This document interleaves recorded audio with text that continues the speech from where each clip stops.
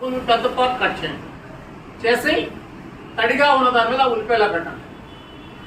వారం రోజులకి కింద వేర్లు వస్తాయి, పైకి ఉల్లిపాయ మొక్క వస్తుంది. అది 15 రోజుల తర్వాత అలా వచ్చిన తర్వాత ఏం చేస్తారు, ఒక గోళంలో మొక్క పాతండి. మనకు ఉల్లి కూడా వస్తుంది, ఉల్లి విత్తనం వస్తుంది, కిందన ఉల్లిపాయ వస్తుంది. ఓకేనా? పచ్చిమిరప గింజలు ఎక్కడి నుంచి వస్తాయి మీకు? ఇంట్లో ఉండే ఎండుమిరపకాయలు ఉన్నాయా? ఆ ఎండుమిరపకాయల నుంచి ఏం చేస్తారంటే మీరు లోపల గింజలు తీయండి. ఒక 10 గింజలు తీసి ఒక్కొక్క గోళంలో వేయండి, మొక్కలు వస్తాయి. ఒక్కొక్క గోళంలో ఒక్కొక్క మొక్క నుంచి మిగతా గోళంలో మార్చేయండి. ఓకేనా? పచ్చిమిరపకాయలు వచ్చాయి, ఉల్లిపాయలు వచ్చాయి.